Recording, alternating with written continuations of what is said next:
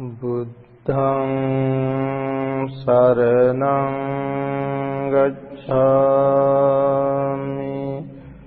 Dhammaṃ saraṇaṃ gacchāmi, Saṅgham saraṇaṃ gacchāmi.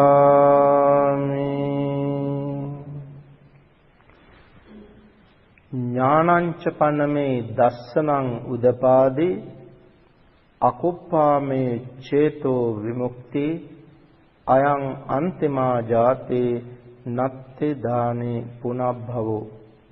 Friends, this is how the Buddha taught us about his enlightenment, his release of his mind, how he experienced. This is from the Dhamma Chakka Pavattana Sutta, where the Buddha said how he realized things. Jnānaṃ paname dassanaṃ udapādi. Jnana means knowledge, and then dassana, vision.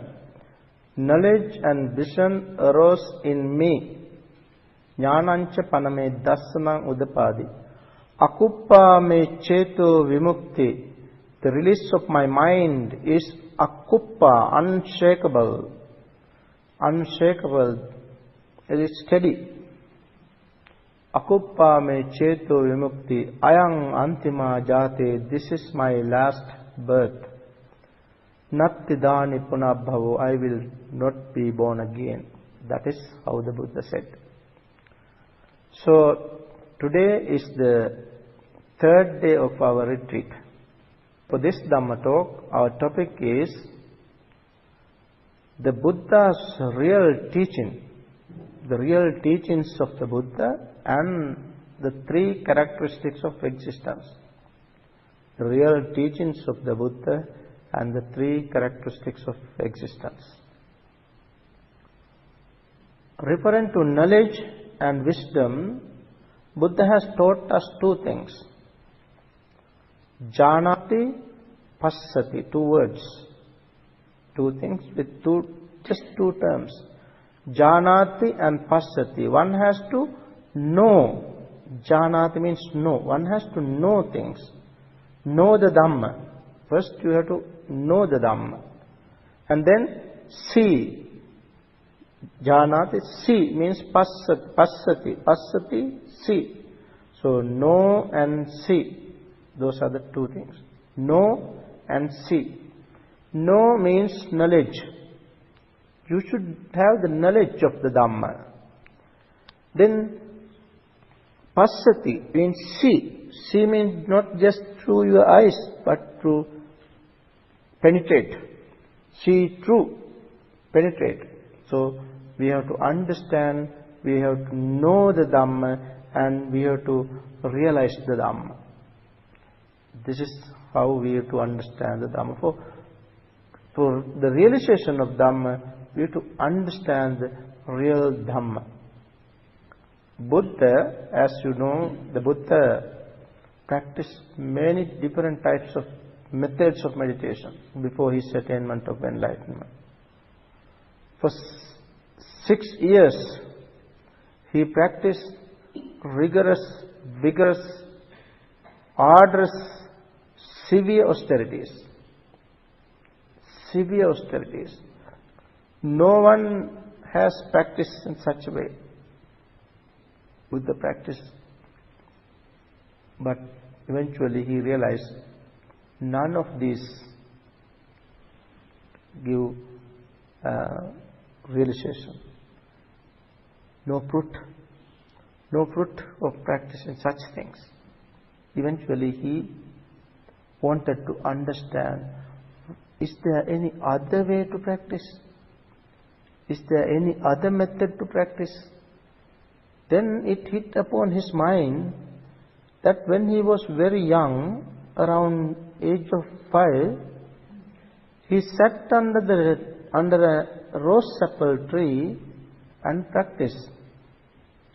While his father and some other friends while they were plowing the floor, paddy field, he was sitting under a tree and practicing.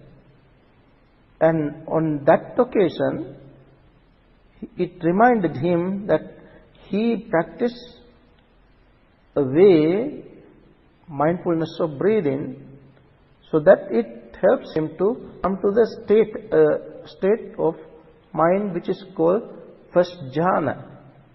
So on that day, this young one, around age 5, he experienced first jhana by practicing mindfulness of breathing. So he understood this and he thought that this should be the way. Thereafter, he got enough food and drinks and started to practice. Step by step, he practiced. One day he went to a place called Senani, the village. When he went there and he was practicing under a tree, under a pipal tree, a lady came to offer something to the deity of the tree. Lady named Sujata. You must have heard of this story. So she came to offer milk rice to the deity of the tree. So he saw the deity under the tree, sitting cross-legged today, practicing. So being so elated, delighted, she offered the milk rice to this ascetic. It was Siddhartha, he who practicing. Then, having taken this milk rice, he went to the river Neranjara. Even today when you go to India, you can see this vicinity, this sort of background. It is clear how he came through the Senani, the village, and he then went through crossed the river and went to the tree. There was a shady tree. He sat under it and started to practice.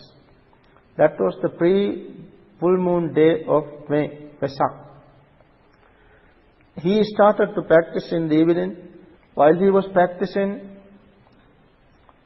his mind was steady, clear, purified, malleable, wieldy, imperturbed mind, his clear mind. He then directed his mind to understand his previous lives. That is the first knowledge that he gained during the first watch of night. Then he was practicing again. In the mid-watch of night, he got another knowledge to see how beings are born to this world, how beings come from other planets, other worlds, other realms, and are born here. He saw this also. That is called Chutupapata Jnana, the second knowledge that he gained. Then when it was dawn, the Buddha gained another knowledge which is unparalleled. The Buddha realized the way to destroy dukkha, taints,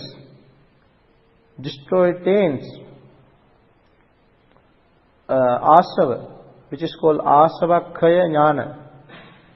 So in this manner, the Buddha gained 3 types of knowledge, which are called Tri Vidya, Te Vidya.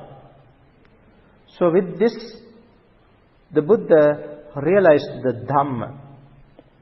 So what is the Dhamma he realized? He realized the 37 factors of enlightenment. These are the real Dhamma, real teachings of the Buddha. Real teachings of the Buddha. What are the 37 factors of enlightenment?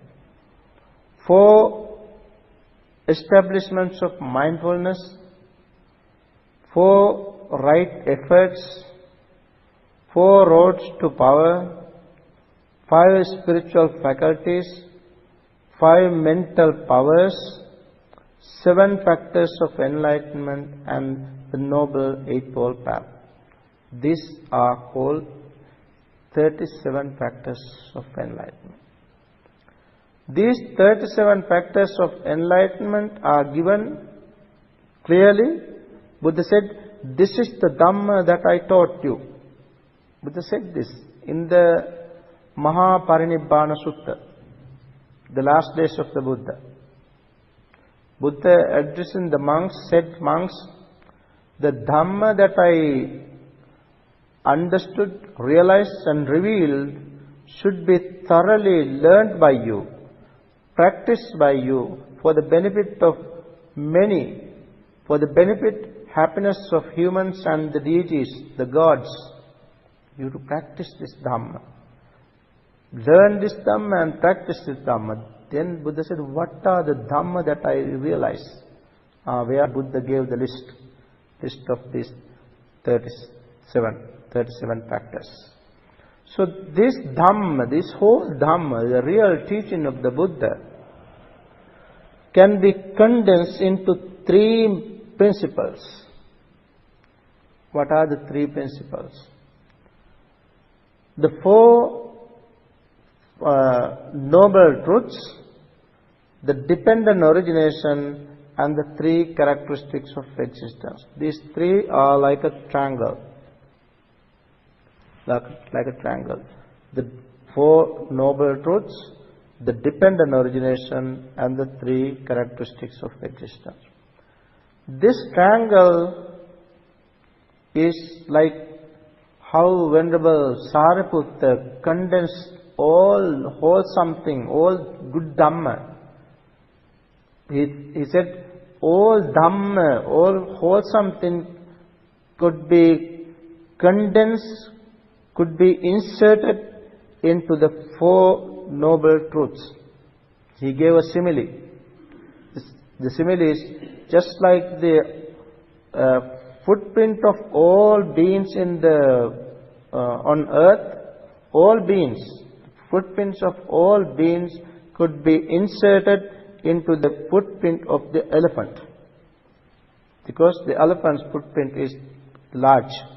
Since it is large, all other beings' footprint could be inserted into that.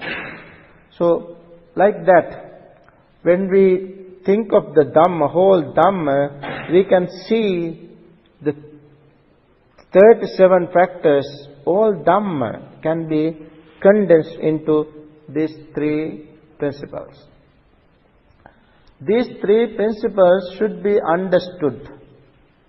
That is, know. Janati. Then these things should be penetrated. That is, realized. See. Janati and Passati. Know and see. In order to see, we should know this Dhamma. The 4 noble truths, dependent origination, and the 3 characteristics of existence are to be understood through our meditation. That is how we see.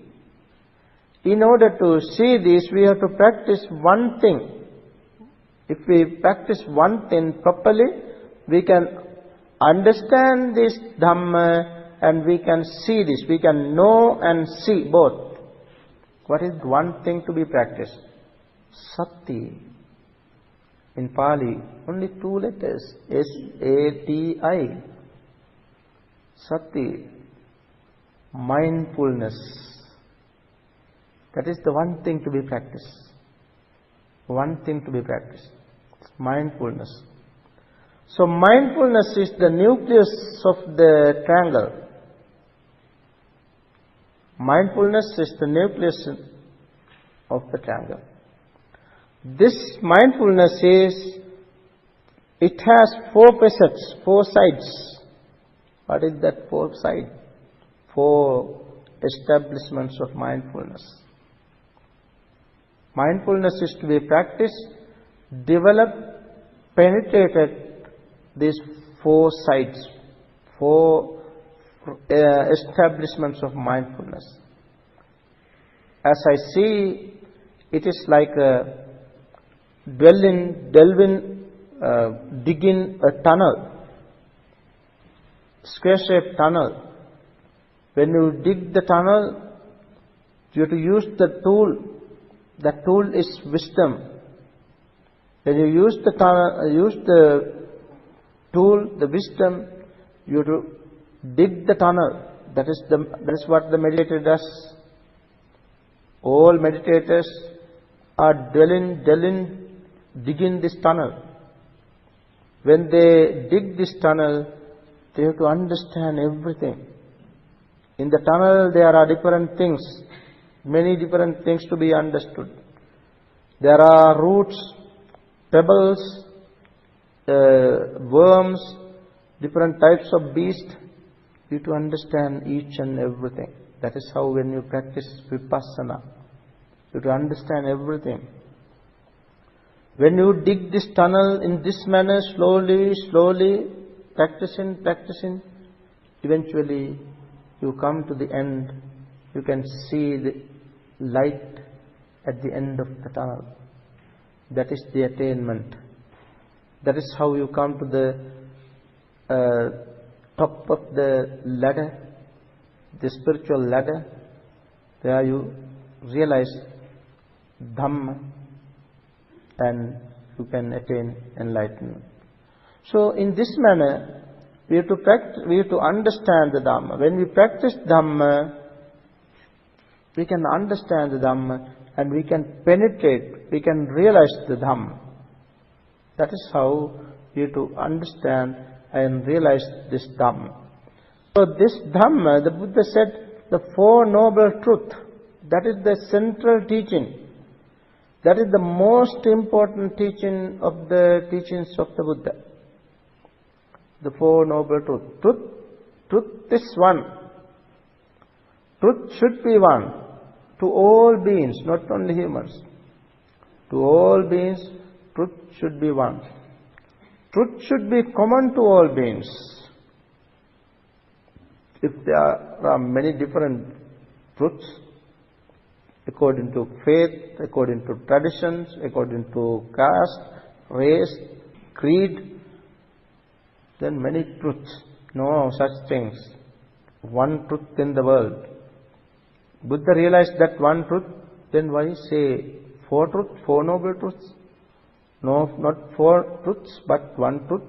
Four facets of truth. Truth has four sides.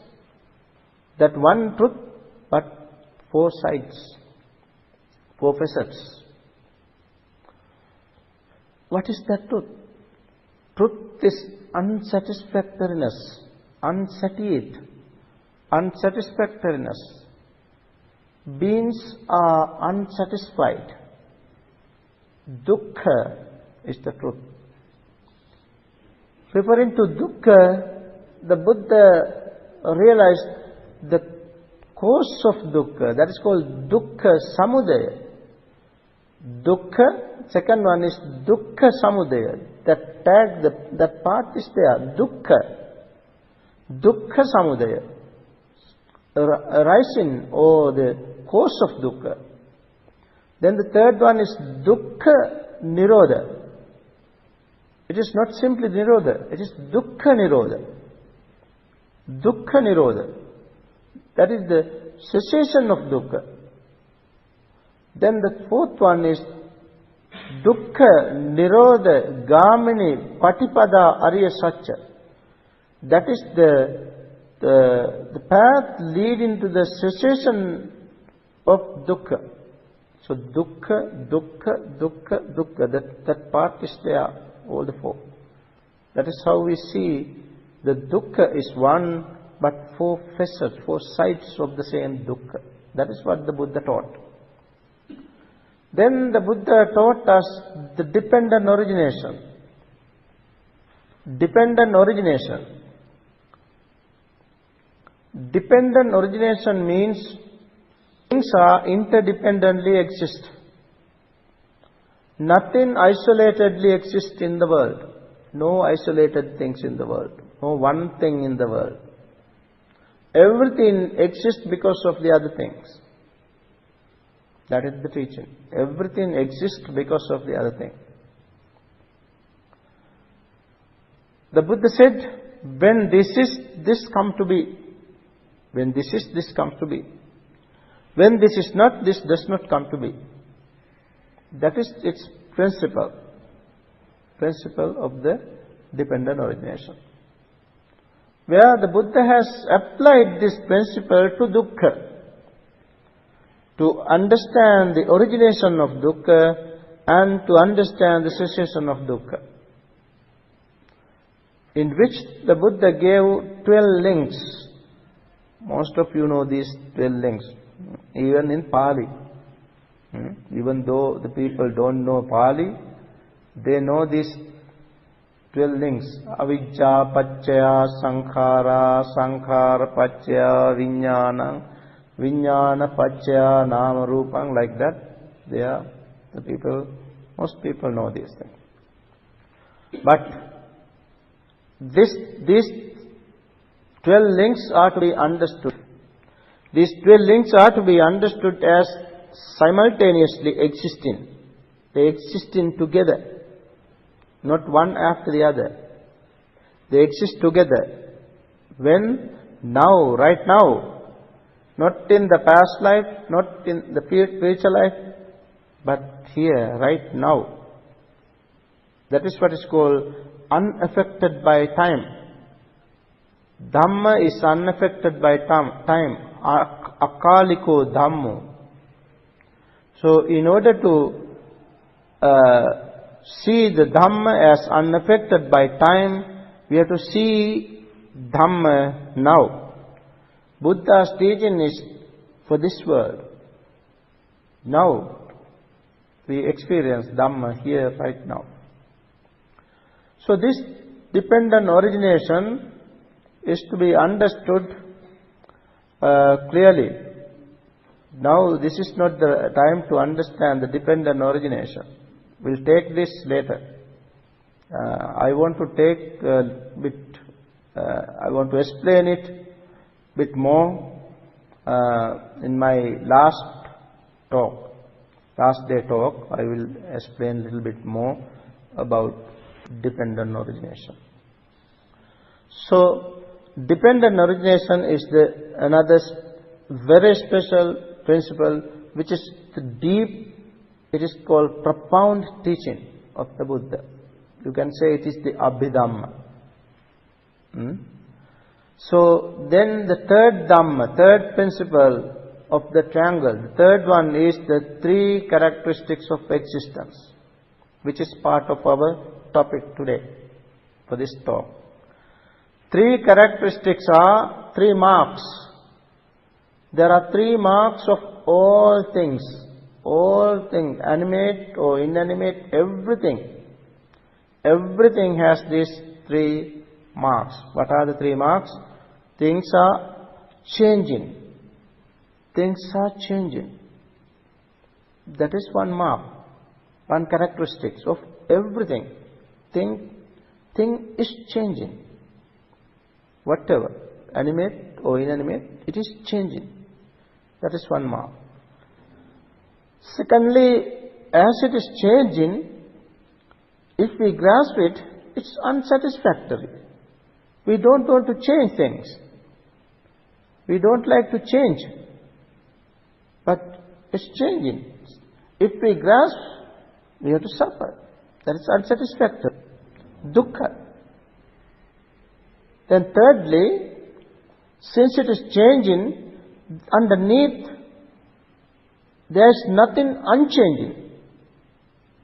When the object is changing, there is no underneath, no inside or outside, anywhere, any part which is not changing. That means everything is changing. Everything is changing. Because things are interdependently exist again. Things are made of 4 elements.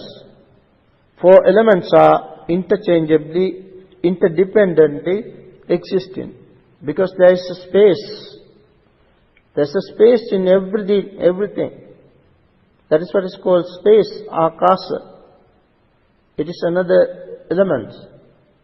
Akasa dhatu, Pathavi dhatu, Apo dhatu, Tejo dhatu, Vayu dhatu, Akasa dhatu.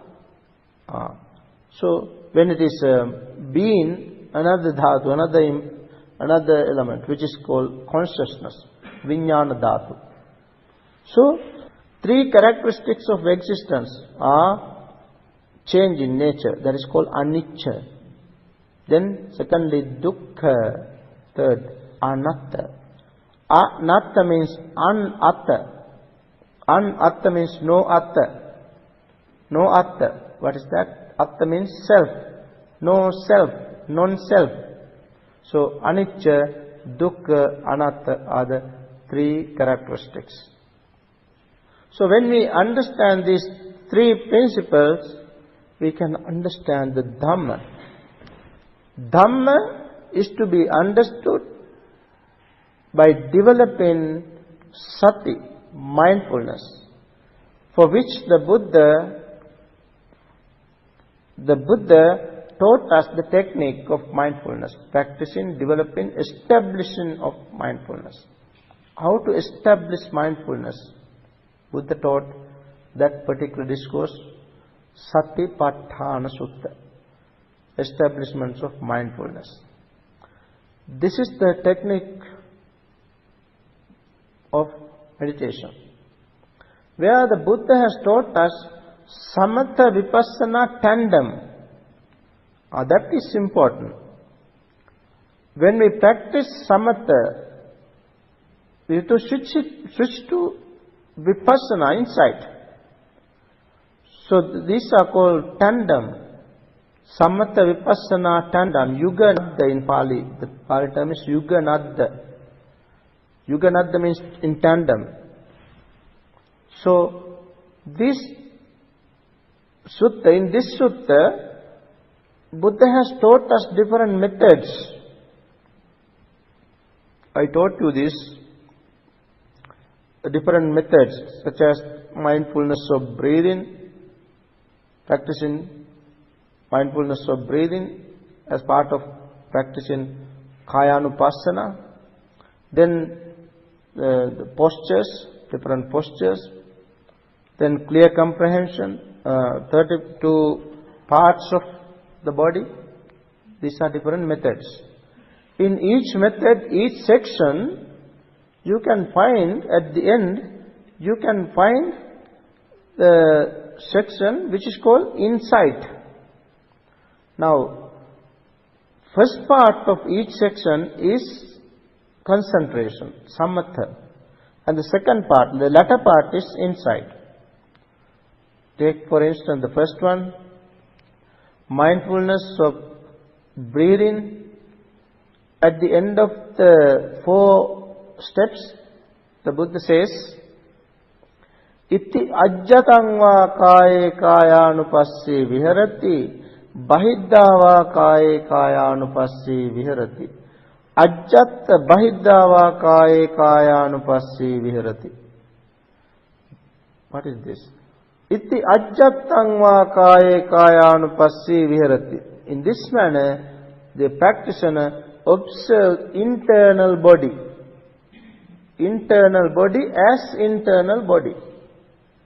Then external body as external body. What is internal body? Internal body is breath body. External body is this body. Internal body and external body. Internal and external. When we practice, we observe ourselves. It is true that there is another translation which tells us internal means yourself, external means others. Observe others' body. While you are meditating, how can you do that? If you are observing others' body, others' breath, that is inferential. That is what is called inferential. Infer. You are thinking, it may be like that. That is not meditation, maybe imitation, which is not meditation. Meditation is you have to observe yourself, understand your own thing, observe your breath, observe your body. Then if it happens, if it so happen, then if it happens that you think of your person, your friend, or any other person, you can think, while even though you are meditating, you can think, oh, my friend, he might also breathe like me. Or he might do like the same. Like that, you can think of it, but it's all right. If you want to, you can think of that way also. But basically we have to understand, because it is the first section, Buddha talked about breath body. And then when we observe this internally and externally, here, right here, observing inside, outside. When we observe this internally, observing what we observe, what we see, that is what is called see, not know, but see. You see Dhamma. Samudaya Dhammanupasseva kayasmin viharati Vaya Dhammanupasseva kayasmin viharati. You can see the arising nature of Dhamma. Then the perishing nature, arising and perishing, coming, going.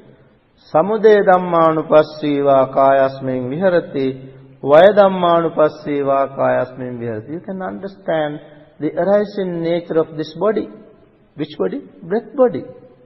Breath body is arising. It starts. There is a starting point.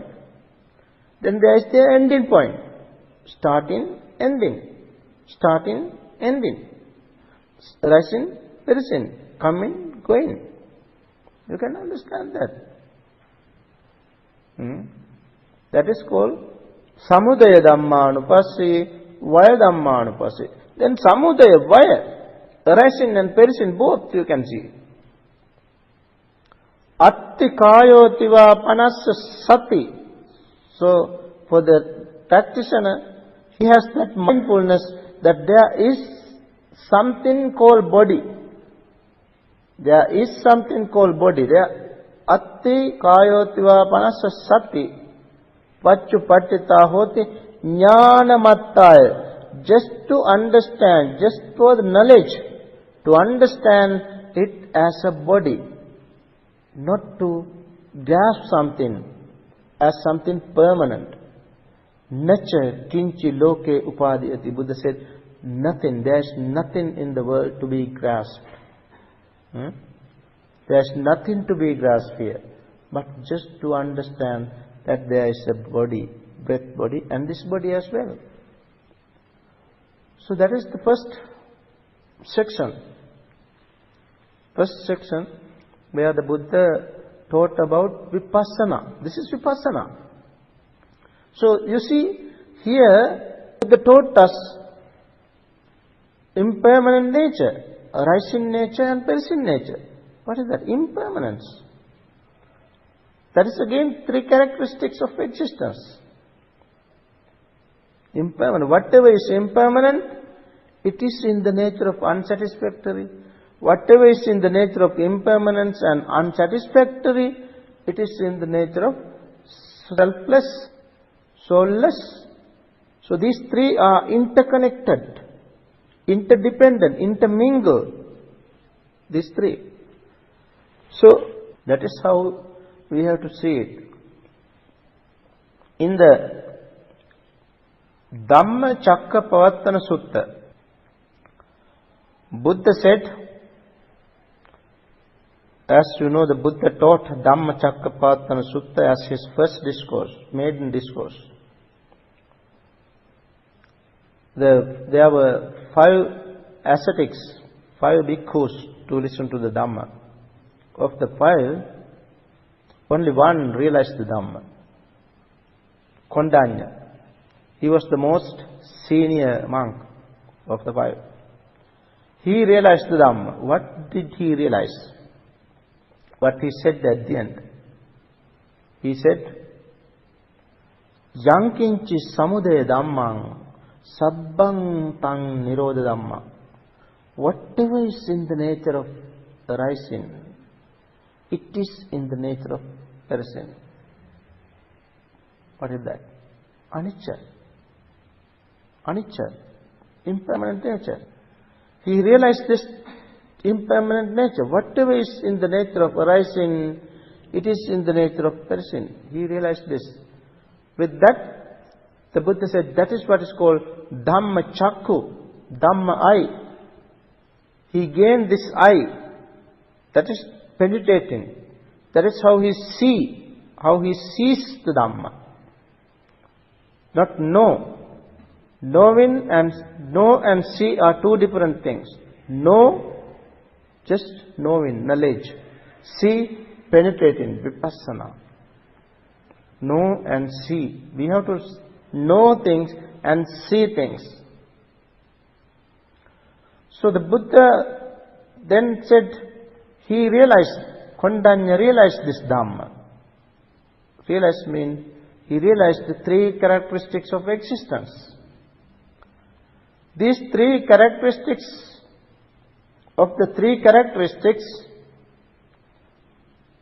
anatta, the term anatta, this principle of anatta is one of the most difficult things to understand for most people, especially in the West.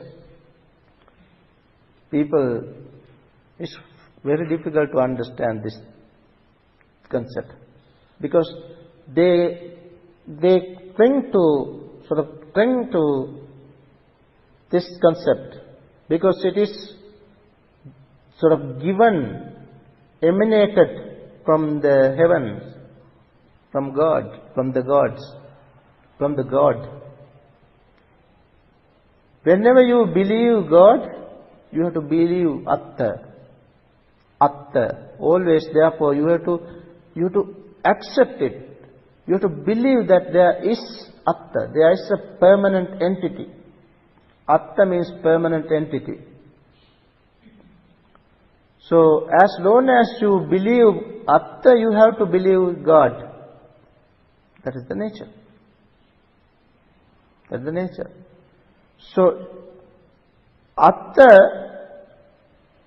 means, as I said, Atta means permanent entity. You have to believe that there is something permanent which is emanated from the God and one day unified with the God. That is Atta. But the Buddha very clearly said, once he got some soil, some dried cow dung to his fingernail, showing that, said, monks, even this much, there is no permanent thing in the world to be grasped. That means everything is changing. When the Buddha said, everything is changing, nobody can say no. Nobody can refute it. That is the nature of the Dhamma. The Buddha realized the Dhamma and revealed the Dhamma, real Dhamma. So this concept is quite difficult to understand. In the time of the Buddha, there was a person called Satchaka. Satchaka was a debater. Perhaps you might have heard of it. He was a debater. One day, he saw Venerable Assaji, the youngest of the 5 disciples. Assaji was going from house to house begging. Seeing him, he went to meet him and respected him and stood aside and asked, how does the Gautama, the Buddha, your teacher, discipline the disciples? He asked. Then Venerable Assaji said, our teacher instructs, disciplines his disciples, giving instructions to understand the nature of these 5 aggregates. He says, this form is impermanent, feeling is impermanent, perception is impermanent, volitional formations are impermanent, consciousness is impermanent. This form is anatta, form is not self, form is not self, feeling is not self, perception is not self, formations are not self, consciousness is not self. This is how the Buddha instructs his disciples, he said. Then Satchaka said, oh, this is something not to be heard. This is a wrong view. He said, this is a wrong view. How come this self, not self? So this is a wrong view. So he said, one day I might go to see the Buddha and correct him and refute his this sort of wrong view. And saying so, he went away, and he then on the way he wanted to go to see the Buddha. First he went to a place where about 500 Lichavins, 500 people having a meeting. So he went there and said he was going to take the Buddha to a debate, and anybody want to come and see this. So he invited the 500 people to come and see what he is going to do. He sort of boasted. He said, I can debate, I can take anybody to an argument, debate, and even if I talk to a senseless tree, senseless post, that would shake, shiver, even the post. So I will take the Buddha to the debate today. And so he went to meet the Buddha together with these 500 people. When he went to meet the Buddha, by that time Buddha was in the woods. So he went there, and with the Buddha's permission, he asked the question. He asked how the Buddha trained his disciples. So Buddha also said the same thing. Buddha said he instructs them, this form is impermanent, feeling is impermanent, perception is impermanent, formations are impermanent, consciousness is impermanent. Form is not self, feeling is not self, perception is not self, formations are not self, consciousness is not self. That is how Buddha taught. Then he said, he said, it reminds me a simile. The simile is, now, say this beings, all these plants, they all depend on earth. Everything depends on earth. Just like that, all beings, whatever we do, good deeds, bad deeds, whatever we do, all this, we depend on this form. So form is something permanent. He says, this form, we depend on form. By this he means that form is self. So he said, form, not only form, the feeling, perception, volitional formation, consciousness, all these 5. He sort of thought that these are permanent things, self. The Buddha asked whether you believe that all these are self. He accepted that all these are self. Then the Buddha asked, well, I ask another question. Now there are different kings. This Kosala king, Kosala, Bimbisara, and some other Lichavi, and different types of king. They have power. The Buddha says, now they have sort of power to exercise, to do anything as they like. The kings, they can exercise their power. Say, if they want to banish a person, they can banish the person. If they want to execute a person, the kings can execute the person.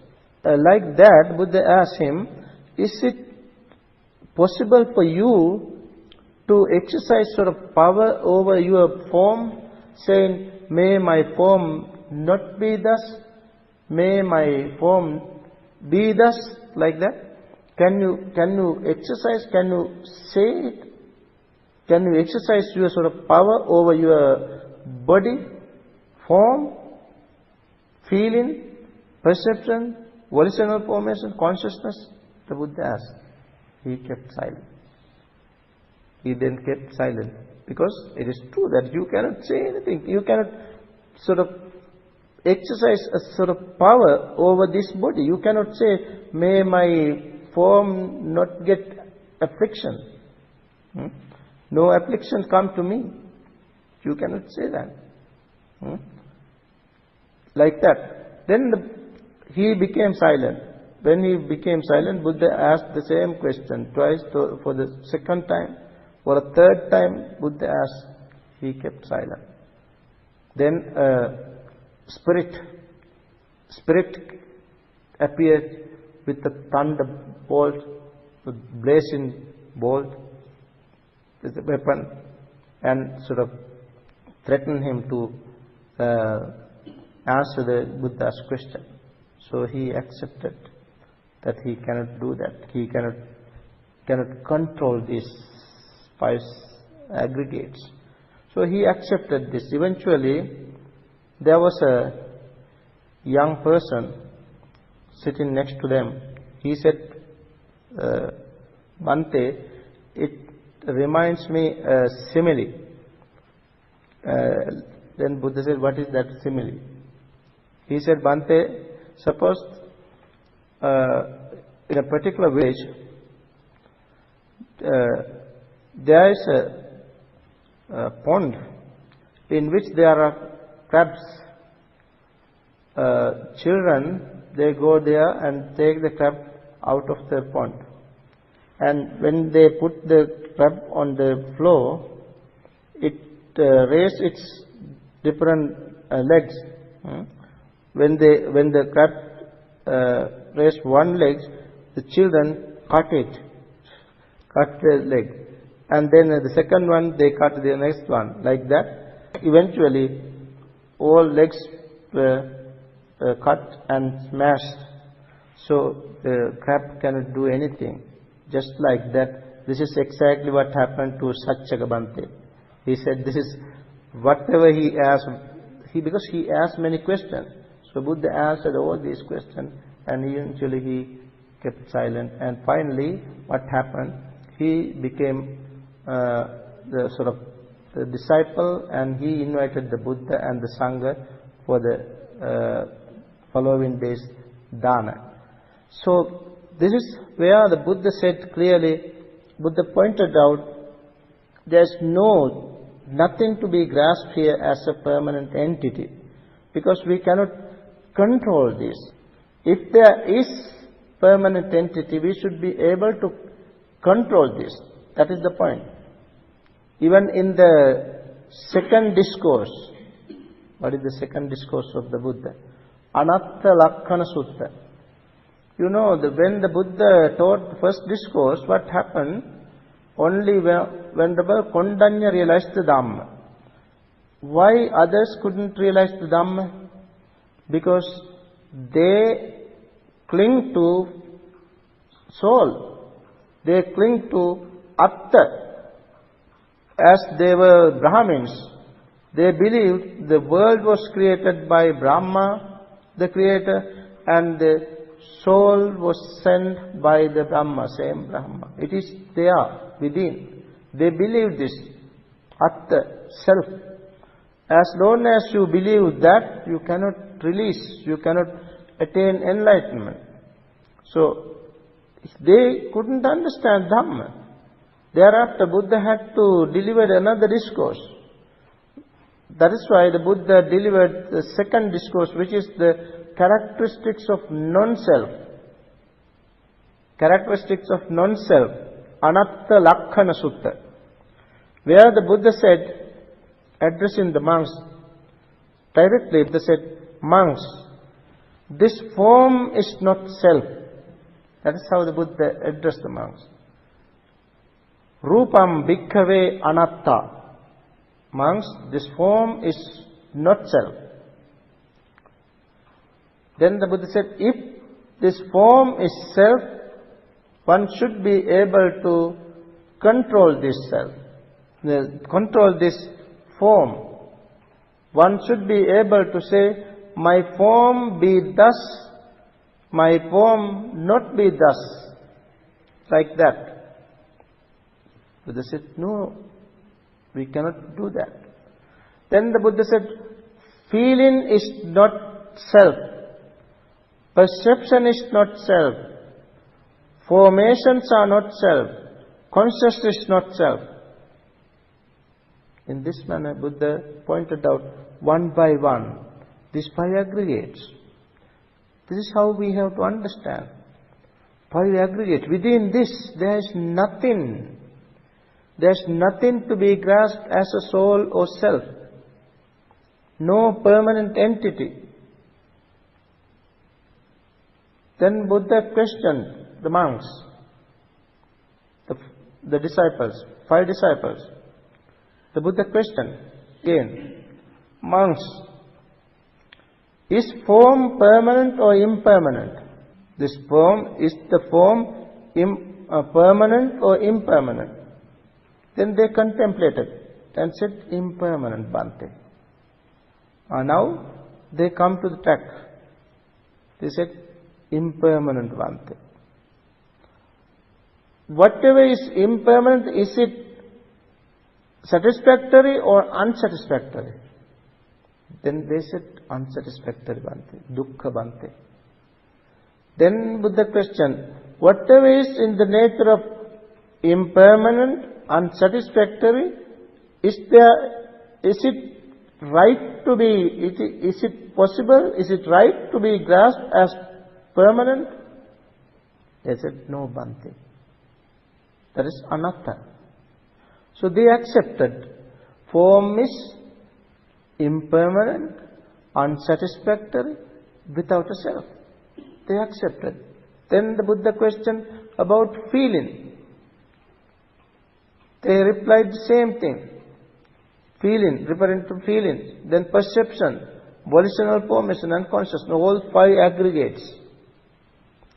They accepted all these are impermanent, unsatisfactory, without a self. So then Buddha said, monks, if it is something changing, something without a self, is it right to be taken as mine?